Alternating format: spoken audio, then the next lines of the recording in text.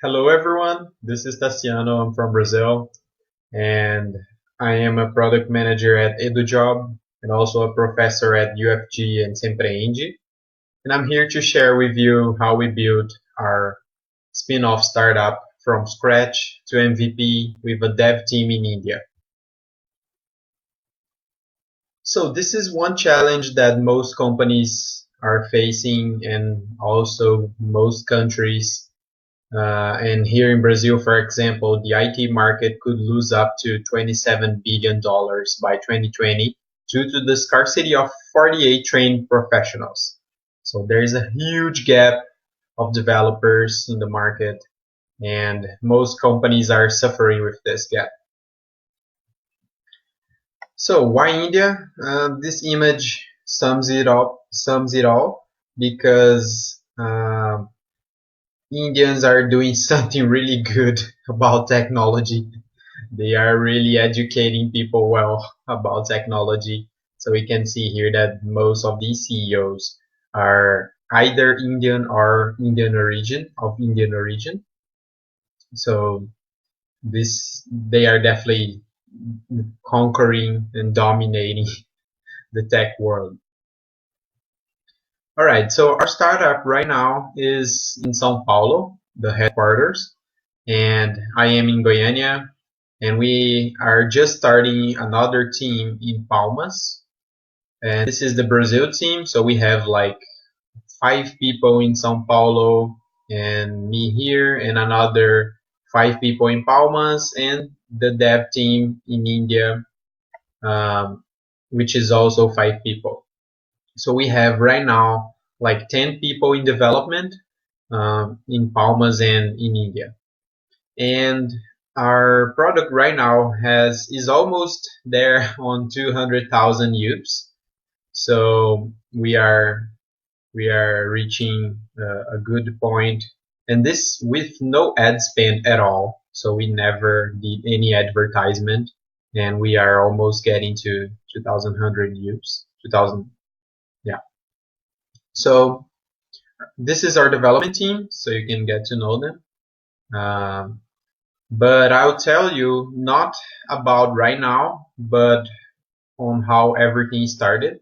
So this all began as an internal project, the RPA 4.0, because this company, Rede Pro Aprendiz, they were discussing about the fourth industrial revolution, and they were worried about this. And then they decided to start this project, and they hired us to basically develop this system for them.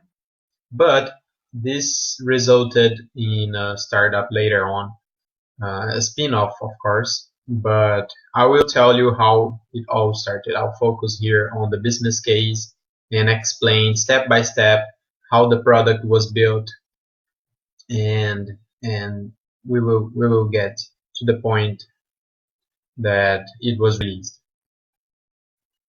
All right, so our early team was only these 3 guys here, me doing the technology and product management, Claudio doing the UX and the design, the UI design, and Andre taking care about the business and growth hacking, and of course also the head of product helping me here.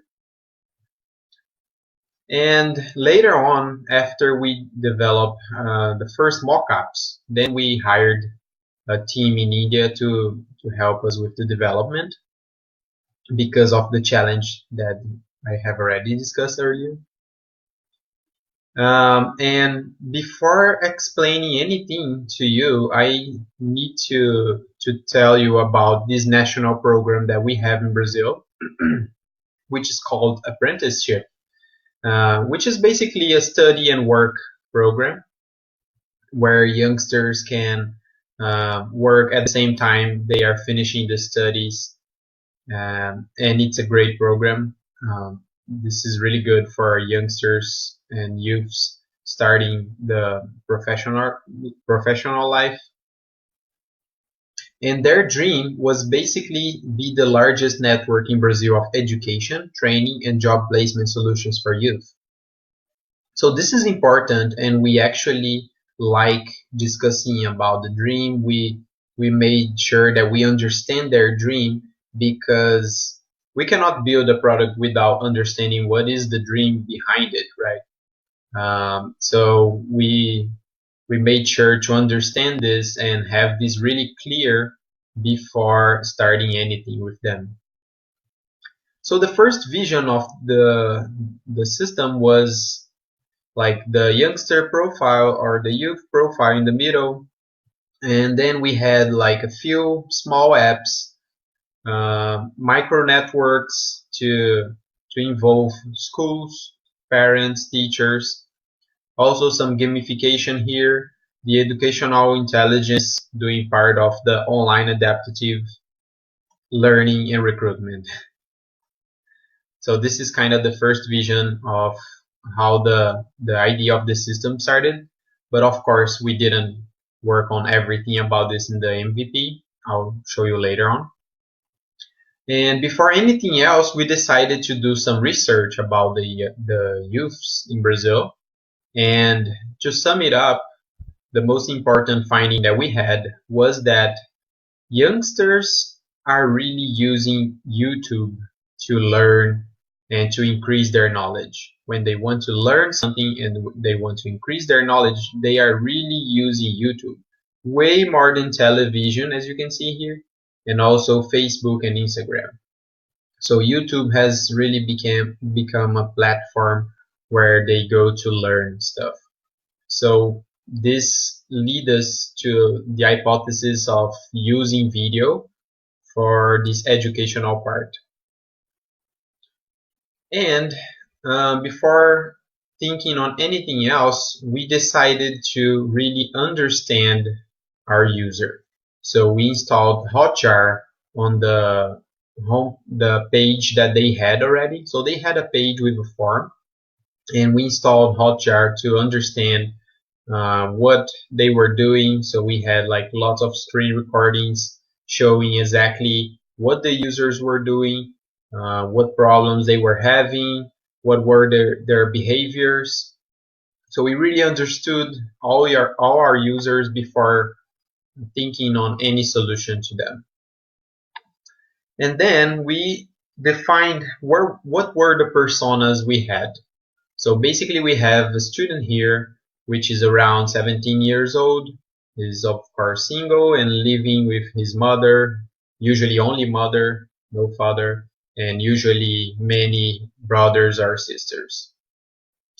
And in the other side, we had the recruiter, which is usually a psychologist, and already married, around 30 years old, already has a husband and a son or two. And we also understood how the recruiting process was. So the first thing is opening a vacancy, of course. Then the recruiters filter and select what are the youngsters that fit most to this vacancy. Then they forward these youngsters to the companies, so these companies can hire the youngsters. And finally, they monitor these youngsters if they are doing a good work and also if they are still studying. So this is the basis of recruiting in this process of apprenticeship. And of course, we didn't want to tackle everything, but we focused on these two main steps here, which was our MVP in the time, and is like the steps that can deliver more value to the recruiters. So filtering and selecting and forwarding. So if we can filter and select the youngsters and already send to the companies, this is the most important part of the whole process. And we also made sure to have clear benefits to the company. So we discussed with them what value they were expecting out of this system. And one of the things were to optimize the relationship and communication between recruiters, companies, and youths. The other thing was to increase visibility, control, and effectiveness of each step of the process. Select youths with a better fit to the culture and requirements of each company. serve as a feedback channel for both youths and companies, and finally, access to a nationwide youth database. So we had all these benefits really clear before starting the project. And we also defined our work dynamics way ahead and discussed and decided together with them that we would be based on trust and autonomy. This was really the basis of our work. And we would work remote or in person. We would have flexible hours, daily meetings with dev team in India, of course, because we were running on Scrum. We had daily conversations via Slack and Appian, and also weekly follow-up meetings to decide any new things and to understand what was going on. And the documentation was really diverse. So we had like videos, photographs, records, and notes. And I'll explain later on how we managed all these requirements and documentations. These were the tools that we used mostly: Slack, Teamwork, Product Board, which was a main tool for us on dealing with requirements that I'll show you later on. Marvel for prototyping and UI, Google Drive, Appian, Google Cloud, and Jira for managing the Scrum. And so Product Board, which I just told you about, was really the main place where all the information was brought together and where we discussed requirements and where we decided, for example, based on some drivers. So we defined at first 3 drivers to help our decisions on what features to build first. So these together with the effort helped us prioritize and organize our roadmap. So this is the administrative area, the admin area where we had, like, besides login and profile, to list and approve employees, manage permissions, and system log. Besides this, we also had the youngster area where we had registration, login, profile, edit account, import, database, and also the psychosocial assessment. And finally, the most important area for us was the recruiter area. We had the basic part here and also youngster listing, psychosocial profile analysis, creating and listing vacancies, recruiting youngsters to the vacancies, the recruiter dashboard, and finally the ERP integration. So this was basically the first idea of this system. This was our MVP.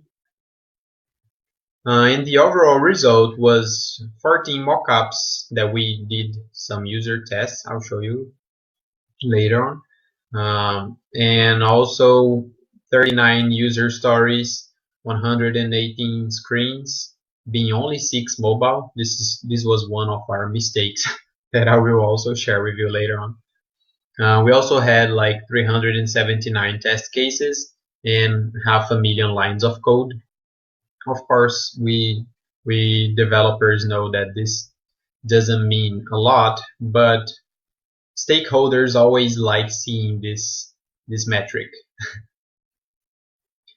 So this is how our sprints were. So yeah, kind of normal, our burn up charts here, so you can have a feel. We had mostly 5 sprints to develop everything, and we decided to take another one just to fix bugs and to take a look on security and stuff. So mostly we had like 1 sprint for planning, 5 sprints for developing the whole MVP, and then a final sprint for bugs. So we started in the middle of June and we finished in the middle of April. Oh, sorry, the middle of January and finished in the middle of April. This is the velocity of our team. We had like around 80 story points for our velocity. And to guarantee our quality, we used SonarQube. to have a better understanding of metrics about reliability, security, maintainability. Of course, this is not too precise, but at least gives us an idea of how these things are going. And to show you here now the mockup, so this was the first mockup that we tested with a few users, and this was the final screen. So this is the step-by-step profile that they need to fill, then uploading photo, filling all of their profile, and this is the recruiter area. So we have here vacancy listing. We also tested this with some recruiters uh, before reaching to this final screen here. This is the recruiting process. So we have here 3 steps: the suggested youngsters, the selected youngsters, and the youngsters forwarded to the companies.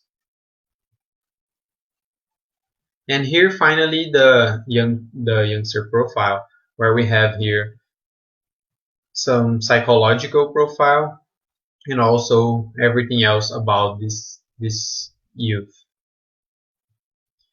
And we made sure to do lots of user tests, both with youngsters and also with recruiters, because of course that you have lots of hypotheses, and mostly all or most of your hypotheses are broken when you get in front of the user. So we had lots of discussions after the user test and lots of improvements. So these were really useful on us improving the product. And just to share a few things that we learned along the journey, so having a strong vision is better than having a strict plan.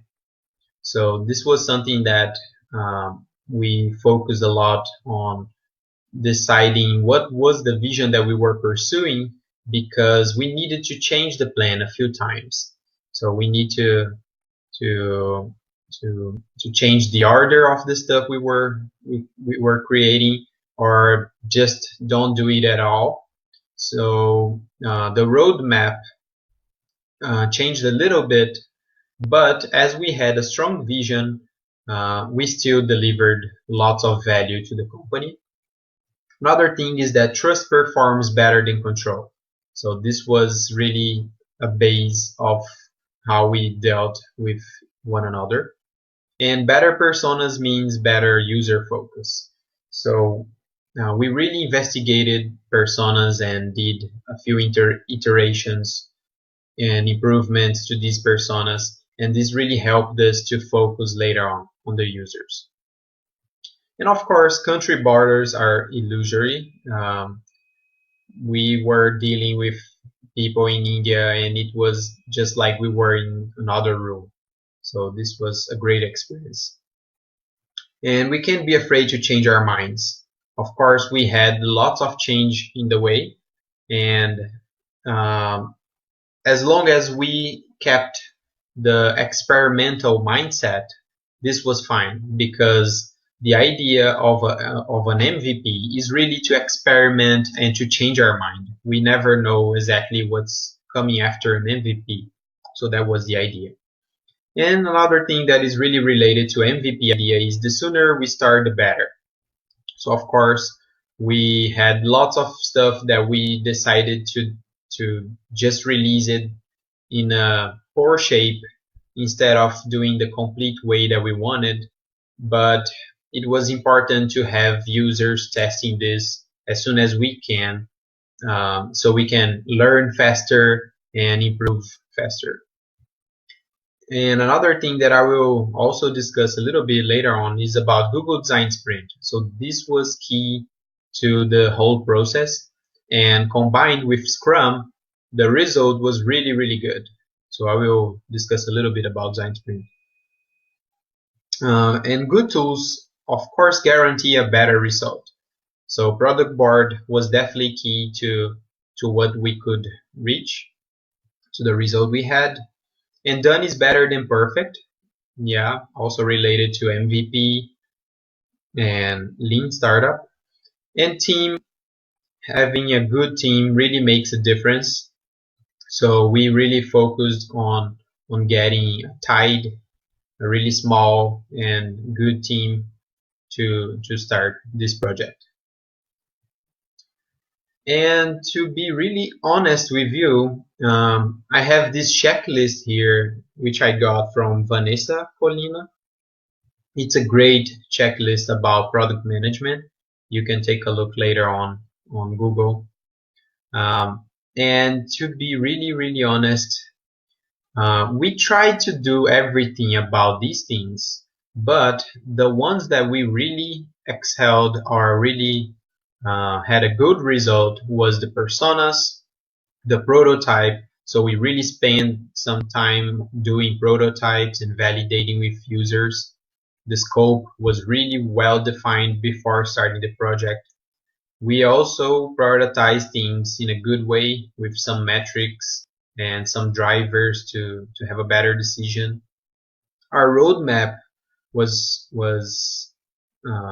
relatively defined, so we had only a few changes, but they were also agreed with the board of directors. Wireframes, so we had lots of wireframes to test with the users, and the acceptance criteria.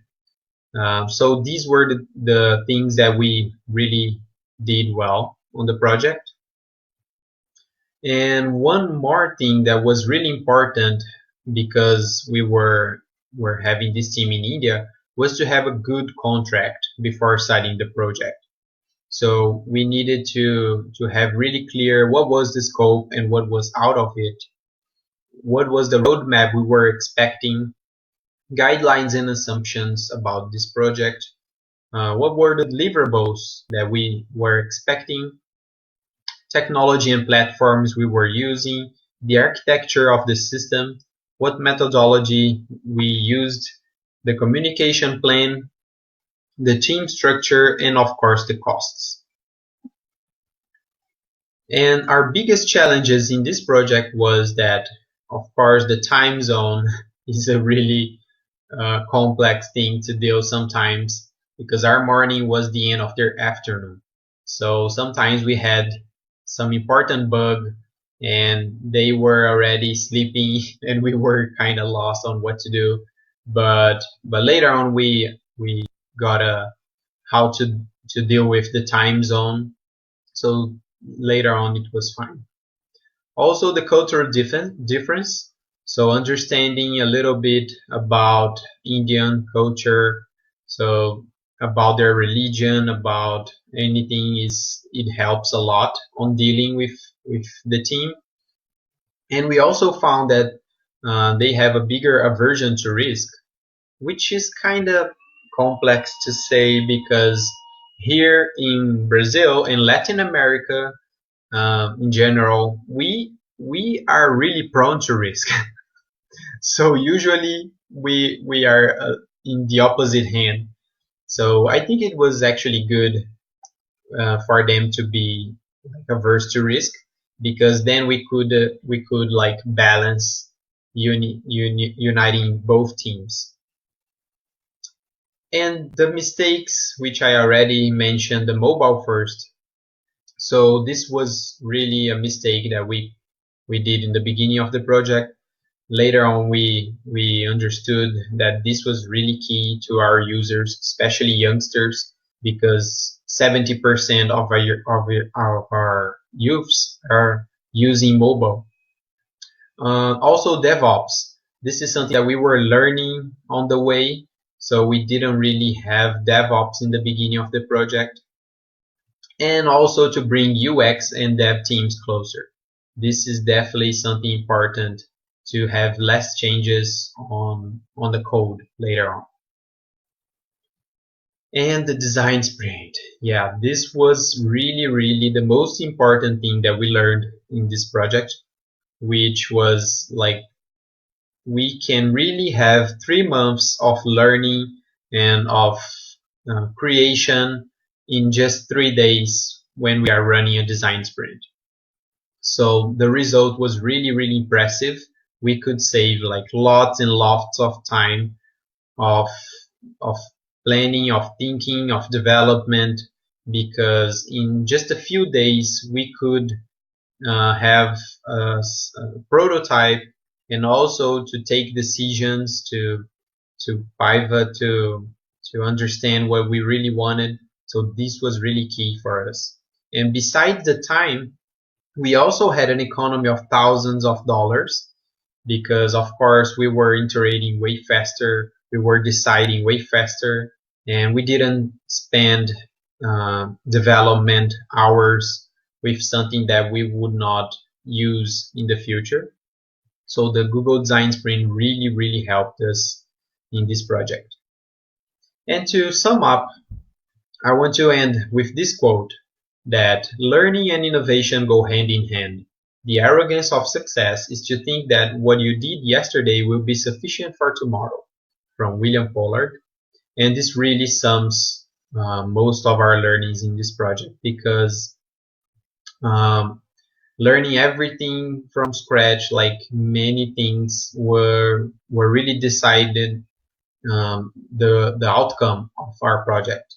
And for example, learning new tools as well. So product board was a tool that really made a difference for us. Learning the design sprint methodology really helped us to save costs and time. So yeah, this is really important for any startup nowadays. And if you want to take a better look on the slides, you can just scan this QR code here, or access this bit.ly, this URL here. And if you want to reach me, to ping me any question, or just say hello, you can go to my website, that you can find my LinkedIn, my other social networks, and also email and cell phone, anything that you want, it's there. So feel free to reach out. So thanks, and see you. Bye.